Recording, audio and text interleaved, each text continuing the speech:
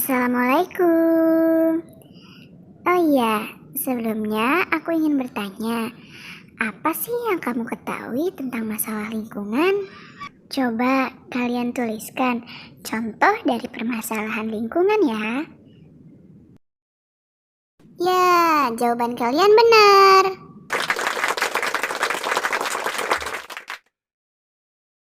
Nah, betul. Salah satu permasalahan lingkungan di Indonesia yaitu sampah.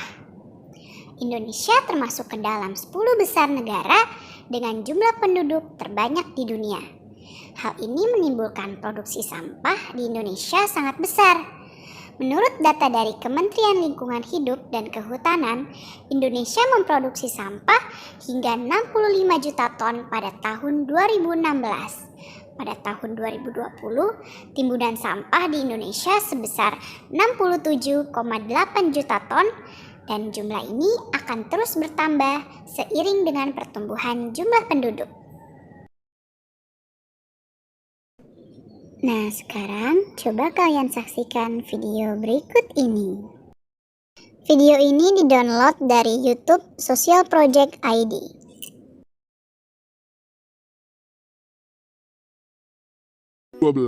Kementerian Hidup mencatat rata-rata penduduk Indonesia menghasilkan sekitar 2,5 liter sampah per hari atau 625 juta liter dari jumlah total penduduk. Sampah tersebut termasuk dari sampah organik dan anorganik. Apapun tentang sampah tentu tidak dapat diabaikan karena dapat mengganggu kesehatan lingkungan dan estetika wilayah. Apalagi terdapat data yang menyatakan volume sampah di Indonesia sekitar 1 juta meter kubik per hari. Namun baru 42% diantaranya yang terangkut dan diolah dengan baik. Jadi, sampah yang tidak diangkut setiap harinya sekitar 348.000 meter kubik atau sekitar 300.000 ton. Dikutip dari antaranet.id. Eksperimen hari ke-1. Kita sebagai pengeluh atau perubah. Di dalam video ini memperlihatkan sebuah eksperimen sosial salah satu kota di Indonesia, yaitu Ibu Kota Jakarta, tentang gambaran reaksi warga masyarakat yang seolah tidak peduli tentang sampah dan hanya melihat tanpa bertindak apapun terhadap orang yang membuang sampah sembarangan di pinggir jalan.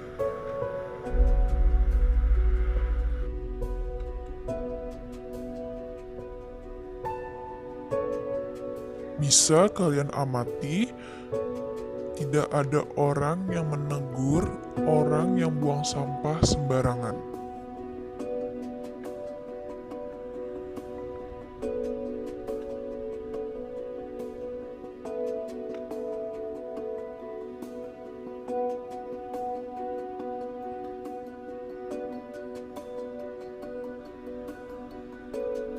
Kesimpulan dalam video ini yaitu banyaknya jumlah sampah yang berserakan di jalanan ibu kota Jakarta berbanding lurus dengan perilaku warganya yang suka membuang sampah sembarangan di pinggir jalan.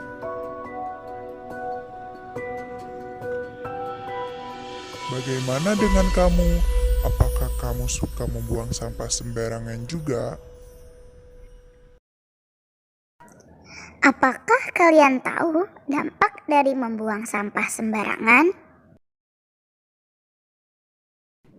Dampak membuang sampah sembarangan akan menimbulkan satu, merusak pemandangan, kedua, mendatangkan bau yang tak sedap,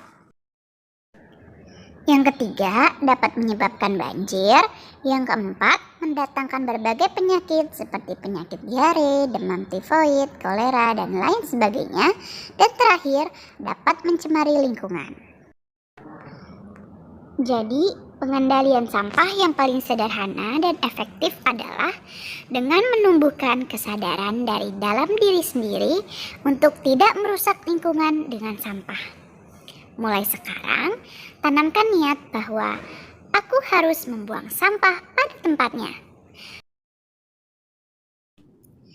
Setelah pembahasan tadi tentang permasalahan dan dampak yang ditimbulkan dari membuang sampah sembarangan, sekarang kita akan membahas mengenai solusi memecahkan permasalahan mengenai sampah. Seperti yang kita ketahui sebelumnya, bahwa sampah di Indonesia akan terus bertambah sesuai dengan pertambahan jumlah penduduk. Maka dari itu, perlu adanya solusi permasalahan sampah dengan cara mengelola sampah secara efektif dan efisien.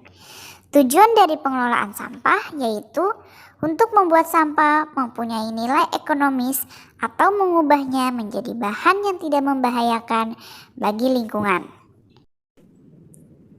Pengelolaan sampah ini memerlukan banyak peran dari berbagai pihak, seperti masyarakat itu sendiri dan pemerintah.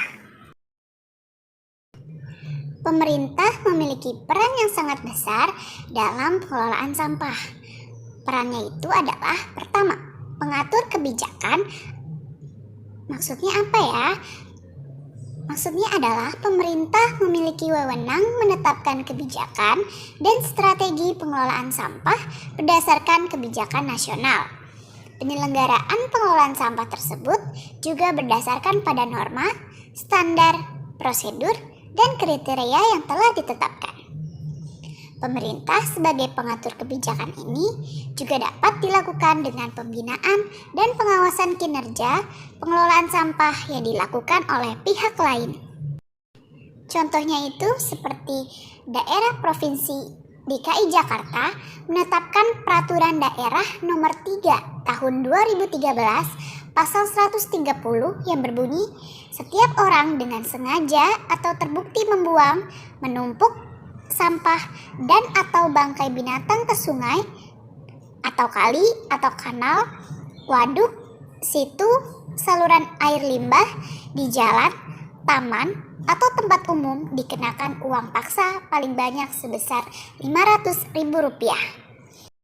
Jadi, bagi warga masyarakat yang membuang sampah di daerah DKI Jakarta akan dikenakan denda sebesar paling banyak Rp500.000. Sementara, bagi warga yang sedang tidak membawa uang, hukuman yang diterapkan berupa sanksi sosial, seperti mengenakan papan bertuliskan, "Saya buang sampah." Jika yang membuang sampah adalah anak-anak, sanksi sosial yang diterapkan adalah menyanyikan lagu Indonesia Raya. Pemprov DKI Jakarta menetapkan peraturan tersebut bertujuan untuk menumbuhkan kesadaran masyarakat dalam menjaga lingkungan. Peran pemerintah yang kedua adalah penyedia layanan. Maksudnya adalah pemerintah memfasilitasi, mengembangkan, dan melaksanakan pengurangan, penanganan, dan pemanfaatan sampah. Pada pelaksanaannya, pemerintah juga memfasilitasi penyediaan sarana dan prasarana pengelolaan sampah. Contohnya seperti yang dilakukan oleh Dinas Lingkungan Hidup Provinsi DKI Jakarta yang melaksanakan program dari Kementerian Lingkungan Hidup, yaitu dengan program e-waste. Program e-waste adalah program yang mengatasi masalah sampah dari peralatan elektronik. Peran masyarakat dalam pengelolaan sampah. Peran serta masyarakat dalam pengelolaan sampah sangatlah penting karena masyarakat penyumbang timbulan volume sampah terbesar. Masyarakat diharapkan bisa mengedukasi dirinya sendiri untuk mengajak, memfasilitasi kegiatan baik dari infrastruktur pengelolaan sampah dan berbagai komunitas peduli sampah yang akan membantu mengurangi timbulan sampah itu sendiri. Masyarakat juga bisa memulai dengan program 3R, yaitu Reduce, Reuse, dan Recycle. Dengan menerapkan program 3R, masyarakat diharapkan dapat meminimalisir sampah yang akan dibuang, sehingga volume sampah tidak semakin banyak. Reduce artinya mengurangi segala sesuatu yang mengakibatkan sampah. Contohnya ini, kalian bisa menggunakan tote bag jika ingin belanja ke supermarket atau pasar. Reuse artinya menggunakan kembali sampah yang masih dapat digunakan untuk fungsi yang sama ataupun fungsi lainnya. Contohnya itu, kalian bisa menggunakan botol bekas minuman untuk membuat pot tanaman. Recycle artinya mengolah kembali sampah menjadi barang atau produk yang bermanfaat. Contohnya itu, melakukan pengolahan sampah organik menjadi pupuk kompos. Ayo kita menjaga lingkungan dengan membuang sampah pada tempatnya dan memilah sampah sesuai kategorinya. Dimulai dari diri sendiri. Kalau bukan kita, siapa lagi? Kalau bukan sekarang, kapan lagi? Semoga materi-materi yang telah dijelaskan dapat dimengerti kita semua dan dapat diterapkan dalam kehidupan sehari-hari. Terima kasih. Mohon maaf bila ada salah-salah kata. Assalamualaikum warahmatullahi wabarakatuh.